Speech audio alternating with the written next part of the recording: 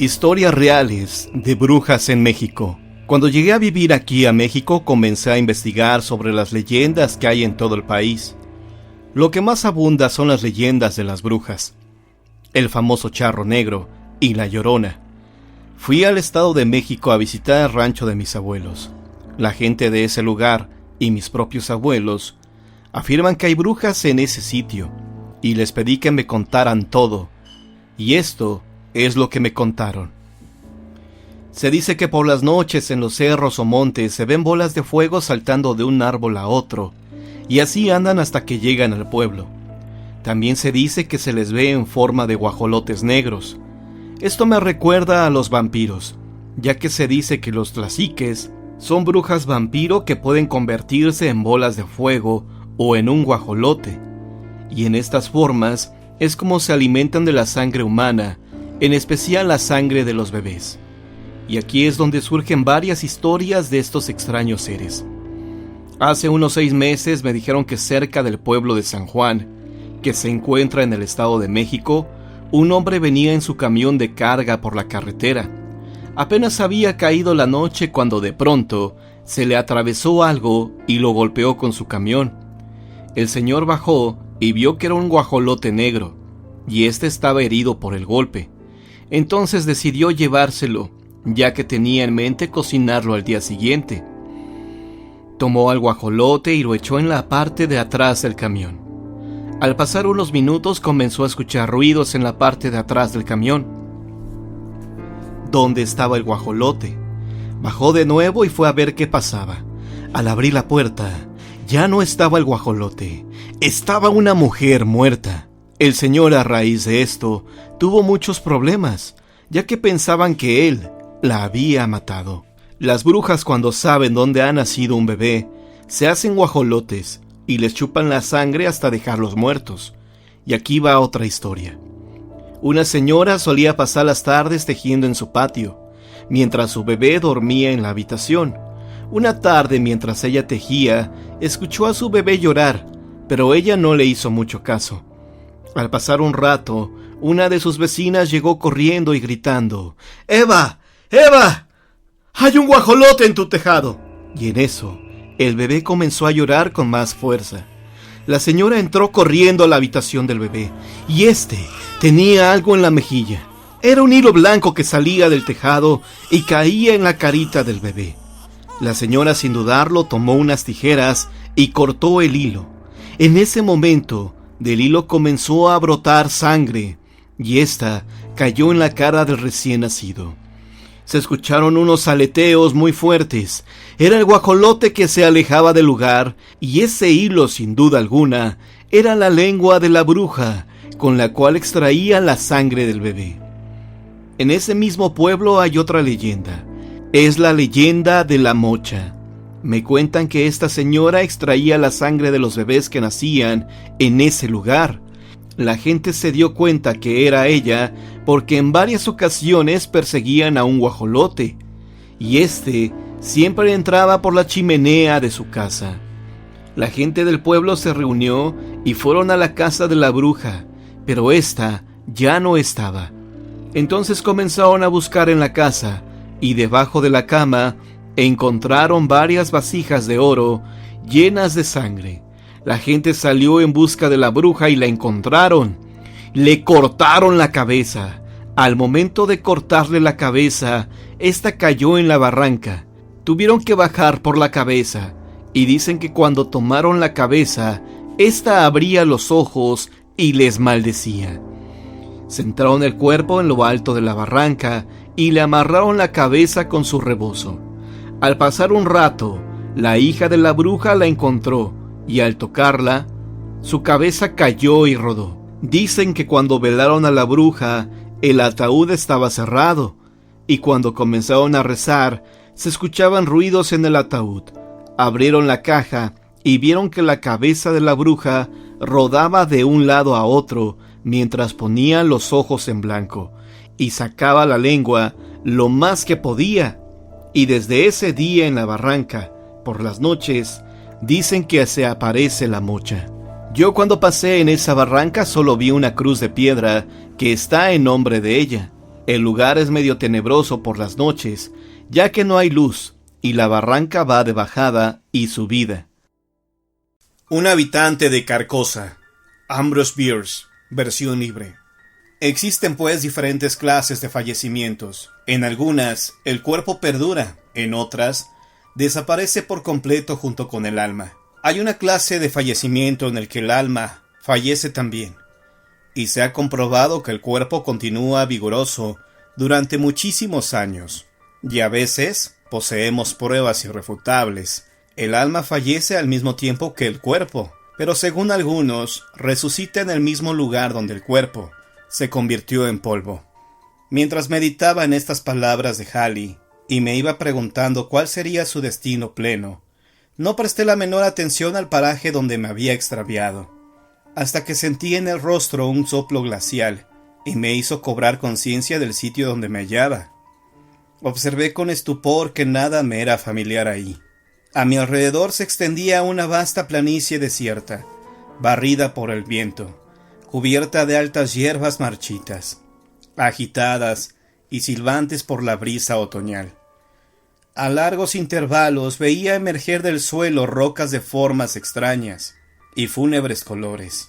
Parecían estar confabuladas e intercambiar miradas significativas y ansiosas, como si hubiesen asomado la testa para observar la ejecución de un acto previsto. Aquí y allá algunos árboles secos aparentaban ser los jefes de esta malévola conjura de silencio y espera. Pese a la ausencia del sol, me pareció que la tarde debía estar muy avanzada. El aire era frío y húmedo.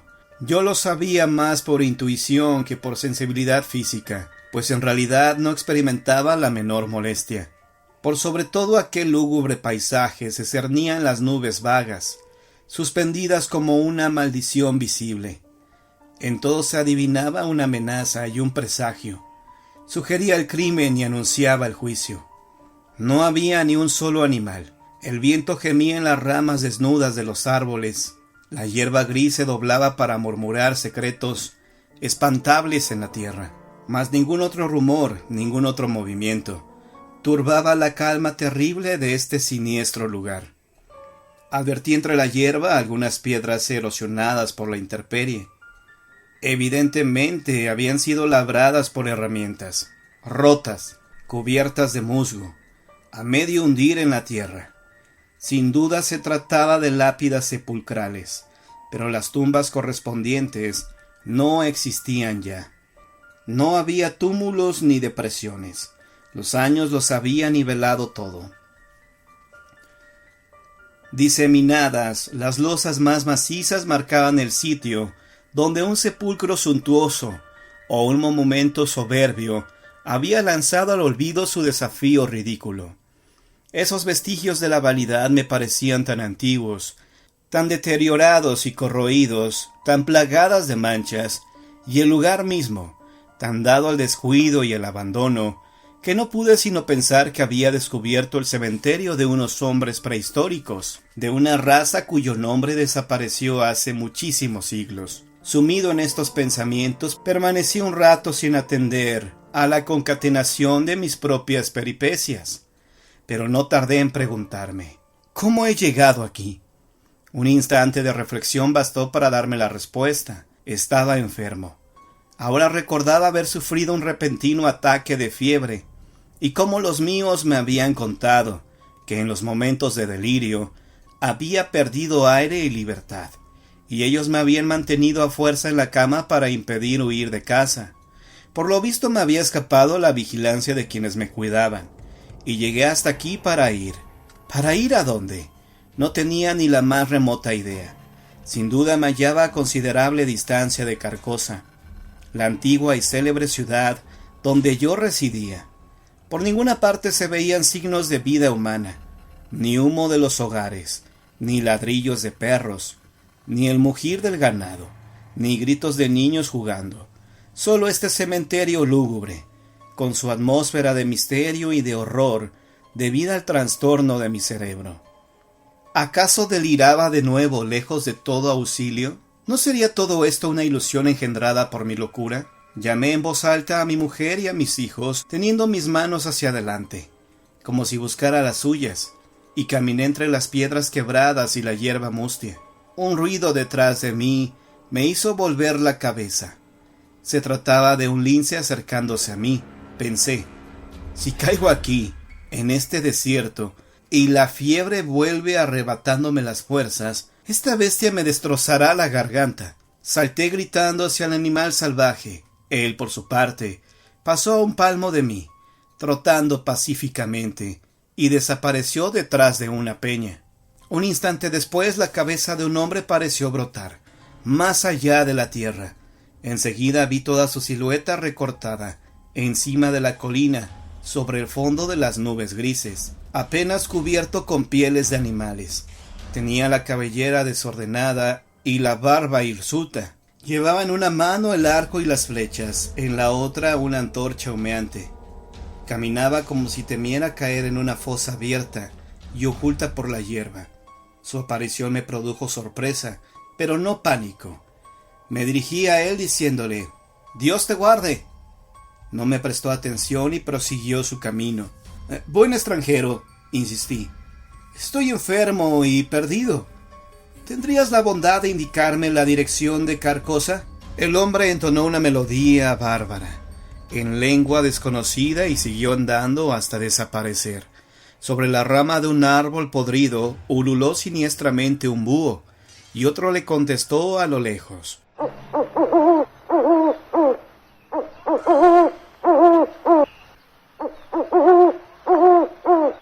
Levanté los ojos y a través de un desgarrón en las nubes pude ver las estrellas. Todo sugería la noche, el lince, el hombre portando la antorcha, el búho, y sin embargo yo percibía todo a mi alrededor, incluso las estrellas en ausencia de la oscuridad. Veía sí, pero con toda evidencia no podía hacerme ver ni oír.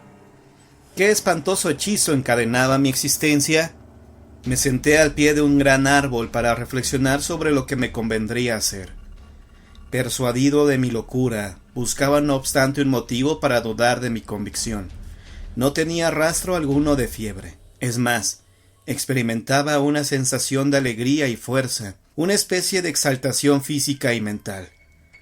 Todos mis sentidos estaban alerta. El aire me parecía una sustancia pesada y podía oír el silencio.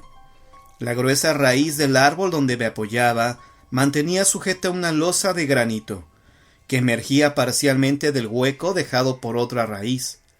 La piedra, aunque muy deteriorada, se encontraba así al abrigo de la intemperie. Sus aristas estaban desgastadas, sus ángulos corroídos, su superficie desconchada por completo y surcada de grietas.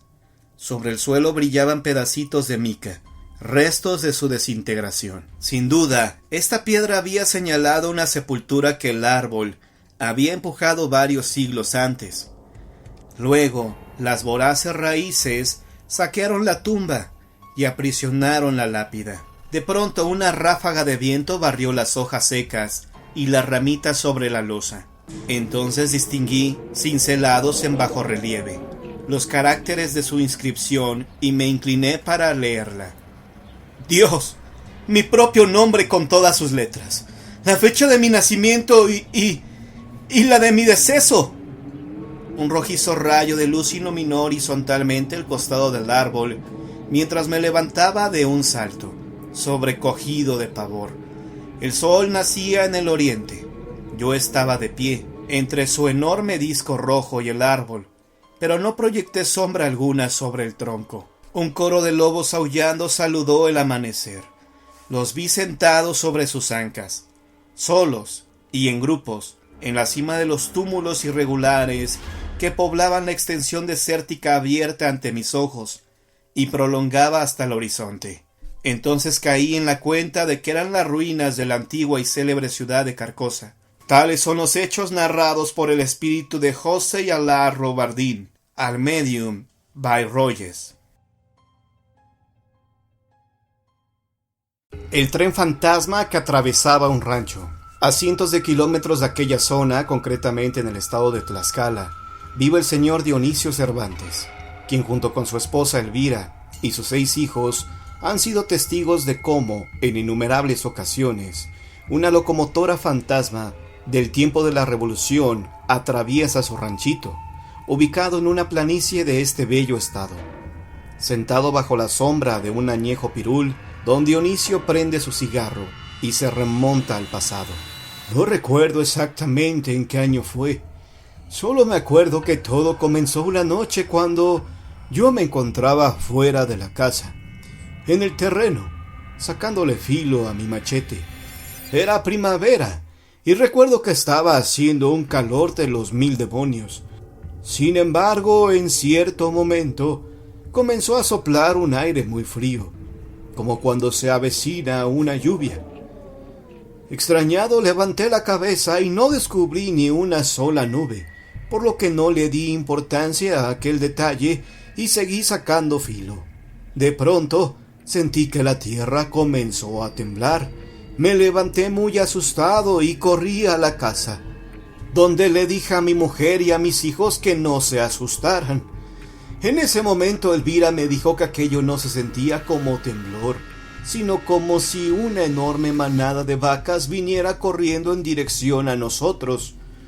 Guardamos silencio un minuto, y efectivamente descubrí que aquello no era un temblor, sino una vibración muy extraña y constante. Extrañado, me asomé a la ventana y casi me voy de espaldas, cuando descubrí a lo lejos una luz de una locomotora que se acercaba hacia mi ranchito.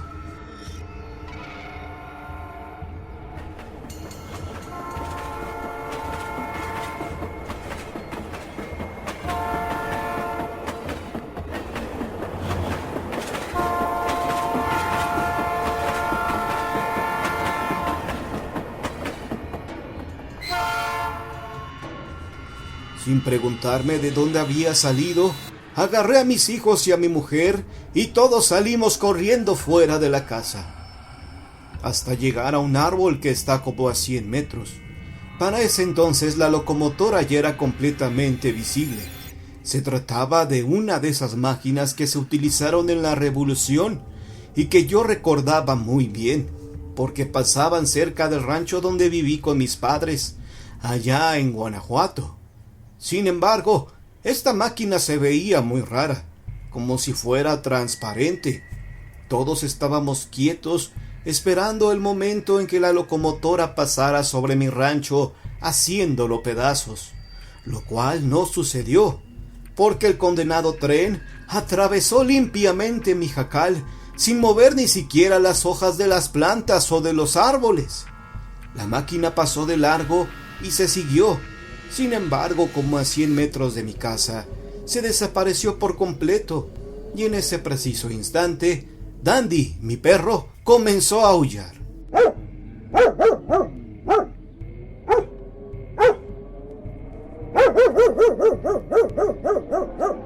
Lo primero que hice el otro día fue a denunciar los hechos a la comandancia de Apizaco, pero ahí los condenados gendarmes se rieron de mí y me dijeron que estaba empulcado. Después, no sé de qué forma se enteraron los de la televisión de México, quienes vinieron en varias ocasiones a hacerme algunas entrevistas y a tratar de fotografiar al tren. Pero este nunca se apareció. Desde aquel día el tren fantasma se aparece por lo menos una vez al mes en la propiedad de don Dionisio. Desde aquel día el tren fantasma se aparece por lo menos una vez al mes en la propiedad de don Dionisio, quien a estas alturas ya está completamente acostumbrado a aquella aparición de ultratumba. Tomamos el hecho con resignación. Incluso mis hijos ya están acostumbrados al tren, y cada vez que pasa salen a verlo y a decirle adiós.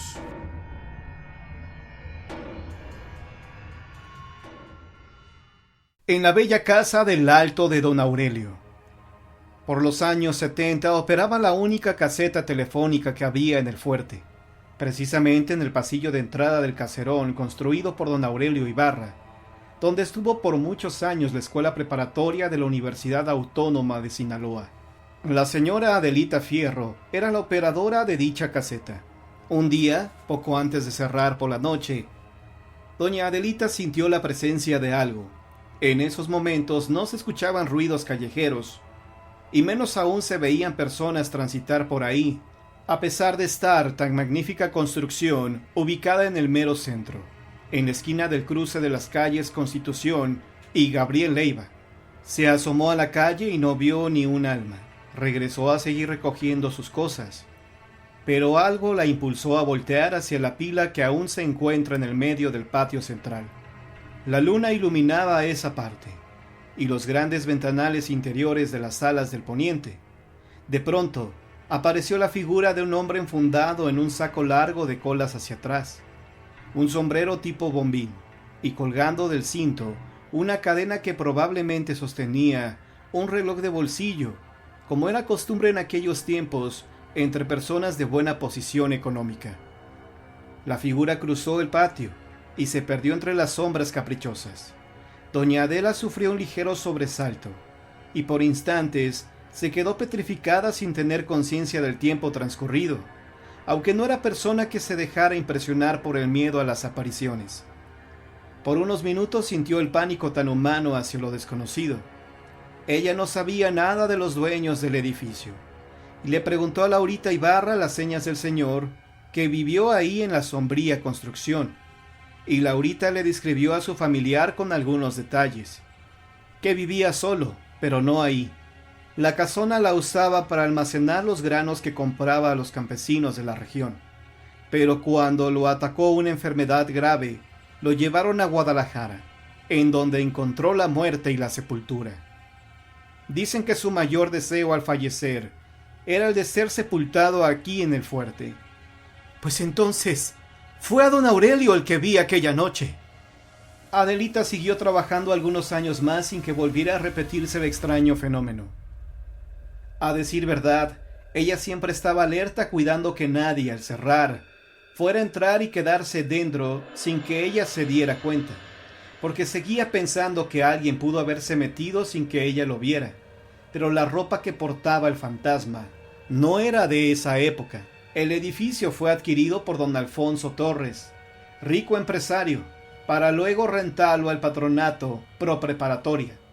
El patronato logró incorporar la escuela a la UAS y poco a poco fue adaptando las amplias salas para oficinas, aulas, laboratorio, etc. Al construirse un edificio para la preparatoria, uno de los más bellos por su arquitectura, sigue en espera de ser remodelado respetando su estilo arquitectónico y para ser apreciado en todo su esplendor. ¿Seguirá deambulando por ahí don Aurelio, vigilando que su casa se mantenga con orden y limpieza? ¿O en espera que su carruaje esté listo para salir por la puerta que da a la calle Leiva para ir a recorrer los campos y estar al pendiente de las siembras de ajonjolí, cacahuate y algodón? Todo puede pasar.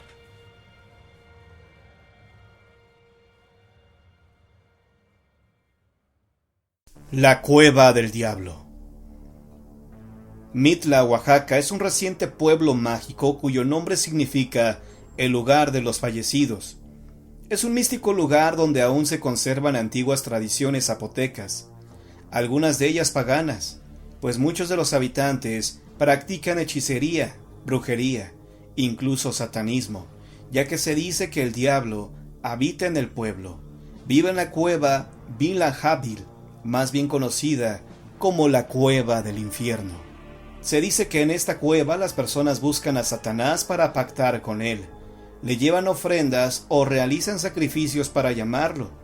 Quienes logran contactar con él dicen que es un hombre muy elegante, habla zapoteco, usa caballo y en vez de piernas tiene patas de guajolote.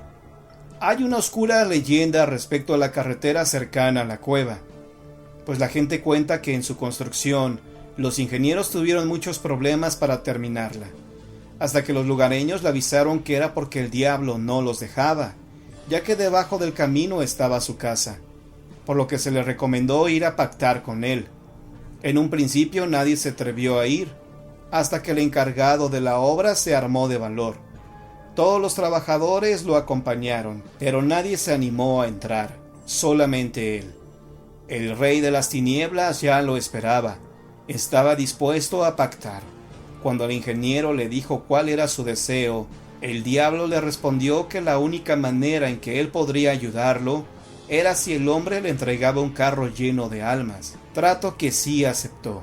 Cuando llegó el momento de la inauguración de la carretera, el ingeniero invitó a los habitantes del pueblo a estrenarla, sin saber que ese mismo día la maldición pactada estaba por llegar, pues un coche lleno de gente falleció en un accidente derramando su sangre en la carretera.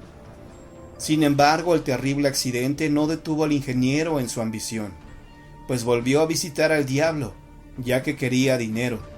Cuando hablaron del costo del pacto, el diablo le dijo que él buscaría la forma de cobrarle, y el ingeniero volvió a aceptar, pero ahora sin idea de la tragedia que se avecinaba.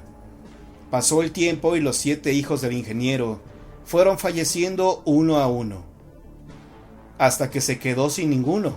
Al final le quitó a la última persona que le quedaba, que era su esposa. El hombre obtuvo lo que quiso. Era millonario, pero estaba completamente solo. El hombre terminó sus últimos días completamente loco. Sin embargo, después de que falleció, no descansó, sino se quedó a pagar su condena, ya que han habido personas que aseguran haberle visto llorando por la carretera, tratando de impedir que otros entren a la cueva. Aunque no es recomendable pactar con el diablo, porque pueden tener devastadoras consecuencias.